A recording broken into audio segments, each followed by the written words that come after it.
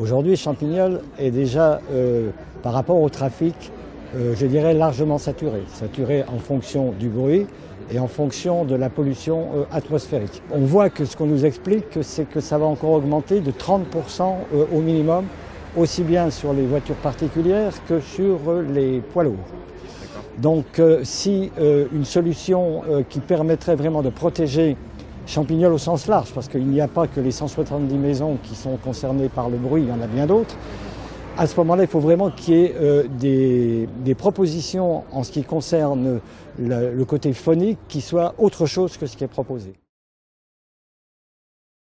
Alors la problématique, d'ailleurs cette réunion a eu aussi un intérêt dans ce sens-là, c'est qu'on a bien compris que si on adapte à 4 voies, ça veut dire qu'à ce moment-là l'autoroute est complètement revue et on se trouve avec des normes environnementales de bruit qui sont les normes d'aujourd'hui. Si on reste sur une autoroute comme il est aujourd'hui, il n'y a pas d'aménagement, c'est-à-dire qu'on est sur les normes environnementales de 1970. C'est-à-dire que l'obligation de l'État n'est pas la même. Donc là, il y a un vrai challenge à avoir, même si on n'allait pas sur un aménagement de l'autoroute à 4 voies, il faudrait que les normes d'environnement ne peuvent pas rester à 1970. Sinon, pour nous, Champignol, ça ne change rien dans la qualité de vie qu'il va y avoir. Donc là, il y a un vrai débat. Il y a le débat, forcément, on souhaiterait que la circulation soit moins dirigée sur Champignol. Forcément, ça se dirigera sûrement sur Toul par rapport à ces environnements-là.